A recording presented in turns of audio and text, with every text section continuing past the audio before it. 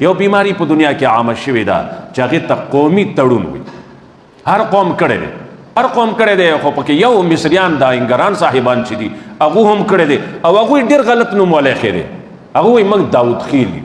خفه کېږي د نه زموږ وروڼه دي، د دو قدر و قیمت موږ قرآن او حدیث سره ثابتو چې دا زموږ شنې برابر خلک دي. مفتی شفیع صاحب لیکلی انګریز دا یو شی خور کړی و. انګریز چې کله سوچ وکړو د مسلمانانو کاریګر چې دي هغه حتی من پوه دي چې داسې پوه خو په من کې نشته، نو هغو خانې جوړې کړې چې دا پکې انګر دی، دا پکې درستګر دی، دا پکې فلانکې دی، فلانکې کسب والا دی، فلانکې. حالانکې د دونه بغیر موږ شل کولی شو.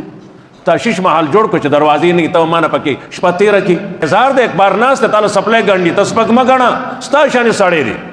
زمونږ لوی عالم امام خص صاحب ورته وایي هغه به بل سپلی وګڼلې څه ټایم پورې، په دې به پیسې واخېستې، بیا به طالبانو ته کېناستو قرآن او سنت به بیانو. او دو نوم یې ښی دی داود خیل، یعنی داود علیه السلام انګرو. مقصد دا دی ارے بھائی داود علیہ السلام لا اللہ رب العزت معجزه ورکړوا، دا اوس باندې به چې داسې کړه نو دا مزي به ته جوړول، هغې نصغرې جوړلې انګر نه و، تا دې الله پوه کي. بیا که ته وایې دا زمونږ انګرو شانې داود نو کافر کېږي. څه کې علماو نه تپوس کوي، خبره نه ده، پوه شوې؟ دا نه ده، دا د حضرت داود علیه السلام معجزه ده، دې کې دا کیسې نشتي. موږ تمام انسانان ایرونو موږ کې خاوبت اقا خده چې هغه کې دین دی. لر نه لر ستا په نیز باندې زه وایم، ستا په نیز لر نه لر قوم چې ستا په نیز باندې دی. الله په نیز لر مر پکې نشته، الله په نیز لر هغه دی چې جهنمي دی، بر هغه دی چې جنتي دی. ان اکرمکم عند الله اتقاکم. تاسو کې عزت من مرتبه والا حیثیت والا څوک دی؟ اتقاکم. یو قوم نه دی ویلی ټیک ده، د خپل قوم خیر خواهي لټوئ بده نه ده. ها بده به هله شي چې د بل بېعزتي لټو، بل کته ثابتو، ځان بره ثابتو، بیا به دا روانې شي. او دا د ملک د توړ یو طریقه جوړه شوې ده او هر قوم کړې ده. لوی لوی مولیان پکې دي، سوچ دې پې وکړي، سوچ دې پې وکړي.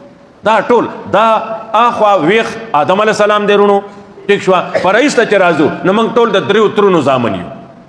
هغه د نوح علیه السلام زامن دي، سام حام یافس. دا اوس موږ تاسو چې صرف دریو ترونو زامن یو بس. دې کې مصري دی، کولال دی، بل دی، بل دی، بل دی، بل دی، څوک چې دی دا موږ د دریو ترونو زامن بس. دې کې ښه کم دی، کم کې دین دی، کم د الله زیات تابعدار دی هغه ښه دی، کم چې تابعدار نه دی هغه ټولو کې لړ دی. که دا قومیز او دا غویمې وې مکې مکرمې د فتح په وخت کې چې فتح شوه نو ابوبکر شته، عمر شته، لوی لوی خلق شته، د نبی رشتہ داران شته، حضرت علی دی، نور دی. چاته وی بانګ وایا ځان پوه کا، بلال ته وی بانګ وایا، غلام دی هیڅ پته نشته، غلام دی. چا به ستا قوم وی زما قوم اسلام، دغه نور ما ته پته نشته، یو دی اغسته بل خرڅ کړی، بل اغسته بل خرڅ کړی، ما ته خو د سره څه شي پته نشته، زما پلار اسلام دی بس. ها بلال ته وی خانه کعبه دروازه کلاو کا، بره په چتو خیجا، بره بانګ وایا. ولی ابو بکر عمر ته نه وی قومي لوی خلق خدا دی، ولی نه وی وی خدلا چې زما په نسبت باندې لر او بر هغه دي چې هغو کې دین وي. او زما ما هغه پروګرام راوړ دی چې زه هغه کمزور خلکو کې به زه اوچتوم. زما پروګرام دا دی چې تاسو کم ته کمزور وای هغه به زه اوچتوم. بلال ته یې بانګ وای. خو یو مشرک چې دا خبره واورده وی کته وی دی محمد له د درې تور کارغه نه علاوه بل څوک نه و چې بانګې ویلې وي. بل څوک نه و لکه دی خو پس که څوک حساب یې نه. نو وروڼو دا خبرې مبرې نشته، د دې میټاولو له محمد رسول الله الله لېږل دی، سیبه دې میټاولو له لېږل دی.